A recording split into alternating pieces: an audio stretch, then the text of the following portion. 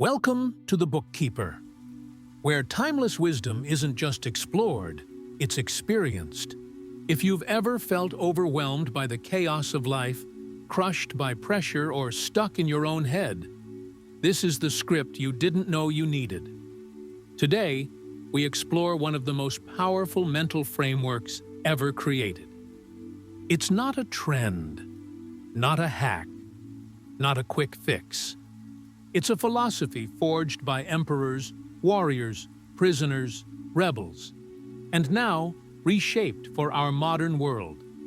This is The Daily Stoic by Ryan Holiday, a book that distills the ancient wisdom of Marcus Aurelius, Epictetus, and Seneca into 366 timeless meditations.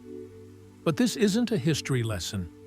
This is a guide to becoming unshakable every single day. Control what you can. Let go of what you can't. Every day, we're hit with things we didn't ask for. A rude message, a delay, a breakup, a failure, a storm. Here's what the Stoics teach. You don't control the event. You control your response. Epictetus said it perfectly. Some things are up to us, and some things are not. You control your thoughts. You control your actions. You control your choices. That's it. The rest, other people, outcomes, weather, politics, the past, isn't yours. Ryan Holiday writes that most of our suffering comes not from the events themselves, but from trying to control the uncontrollable. Real peace begins when you stop chasing control and start owning your mindset. Let go of what's not yours, double down on what is. Memento mori, remember you will die. It sounds morbid, but it's actually liberating. Memento mori means, remember, you will die. To the Stoics, this wasn't about fear. It was fuel. Because when you remember life is short, you stop wasting it. You stop arguing over nonsense. You stop delaying your dreams. You stop pretending you'll have someday. Marcus Aurelius wrote, "You could leave life right now. Let that determine what you do, say, and think." We scroll. We complain. We wait. But the clock never waits. This day, this hour, this moment, it's your life. Remember death, so you can finally live. The obstacle is the way. Life throws punches, and most people crumble at the first hit. But not the Stoics. They believed the obstacle in your path is the path. The thing you didn't want, the struggle, the failure, the rejection, is exactly what builds you. Marcus Aurelius said, "The impediment to action advances action. What stands in the way becomes the way." It's not about ignoring pain, it's about using it, not avoiding resistance, but rising through it. You're not broken because things are hard. You're being built. Discipline is the foundation of freedom. Most people think freedom is doing whatever you want, but the Stoics knew true freedom is doing what's right, even when it's hard. It's waking up early. It's doing the work without applause. It's saying no to your impulses and yes to your values.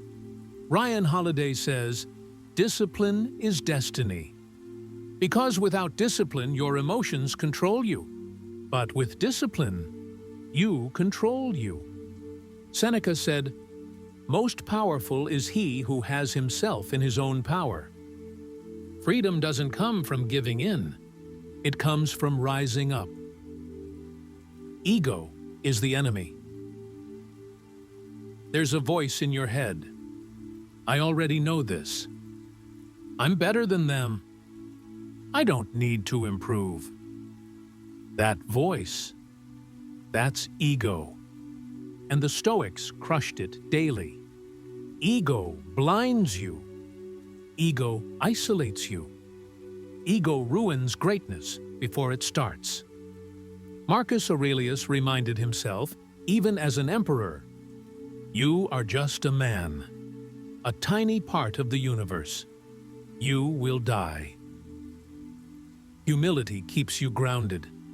Ego makes you fragile. Stay a student, always.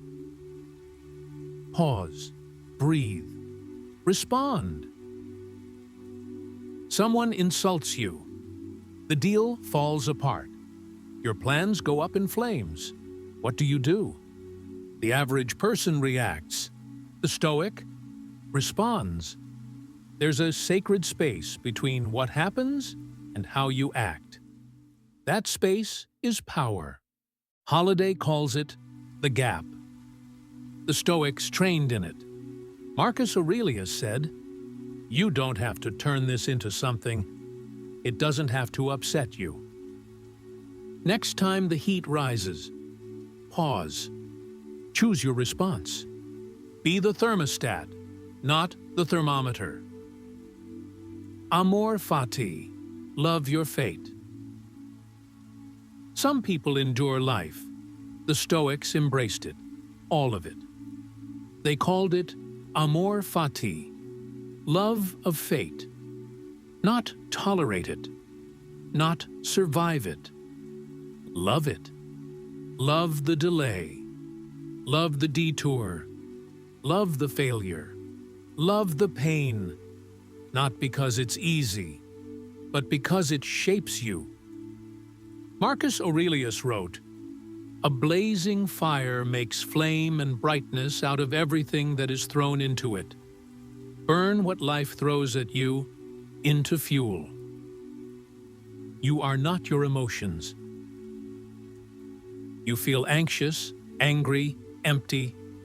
The Stoic doesn't deny feelings, but they don't get ruled by them either. They ask, what's the story I'm telling myself right now? Is this feeling true? Is it useful? Emotions are like weather. They pass. What matters is whether you act out of clarity or chaos. Seneca said, you suffer more in imagination than in reality. So feel what you feel. Then return to reason. Return to virtue. Return to you. Your mind is a fortress. You can lose money, reputation, friends. But the Stoics knew, if your mind is strong, you can survive anything. They built mental armor, not from arrogance, but from training. Every day they read, reflected, and rewrote their thoughts. Marcus Aurelius wrote, the things you think about determine the quality of your mind. Your soul takes on the color of your thoughts. The world can't break you unless you invite it in. Guard the gates. Prepare for chaos. The Stoics practiced premeditatio malorum, imagining worst-case scenarios in advance, not to scare themselves, but to strengthen themselves. Seneca said, he who has anticipated the coming of troubles takes away their power. So they trained for storms, for betrayal, for loss, for death. That way, when life hit, they didn't shatter. They already stood tall. It's not pessimism, it's preparation. Live according to nature. To the Stoics, this meant aligning with your highest self, not your cravings, not your ego, but your reason and duty. You were born to think, to serve, to love, to build, not to scroll, gossip, envy, or waste away. Seneca said, a man is unhappy, though he reigns over the whole world. if he does not love himself. You're not here to impress. You're here to express what's inside you, fully. Live in alignment, or live in regret. Let philosophy be your armor. Stoicism isn't theory. It's armor for daily life. Ryan Holiday explains, you read these teachings not to sound smart, but to stay sane, to face stress, to deal with people, to build a life of virtue. The Stoics journaled daily. They meditated. They practiced what they preached. Because philosophy isn't what you say. It's what you do when everything breaks. And one day, everything will. Be ready. Gratitude isn't optional. It's essential. The Stoics weren't cold. They were deeply grateful. They thanked the day. They thanked the people. They thanked the pain, because it revealed their strength. Ryan Holiday writes that gratitude isn't about pretending life is perfect. It's about finding the lesson, the gift, the spark, even in the mess. A grateful mind is a strong mind. You are enough, right now. The Stoics weren't chasing status. They weren't obsessed with more. They practiced contentment. Marcus Aurelius reminded himself, you have power over your mind, not outside events. Realize this, and you will find strength. Right here, right now, you have enough. You are enough. But that doesn't mean you stop growing. It means you stop needing more to feel whole. This is Stoicism, not a theory, a practice, not an escape, a discipline, not ancient history, a daily way to live. You don't have to be perfect. You just have to show up today. Reflect, act, grow, repeat. Thank you for joining the Bookkeeper, where ancient wisdom becomes daily fuel. And if this message lit something inside you, share it. Because the world doesn't need more noise. It needs more people.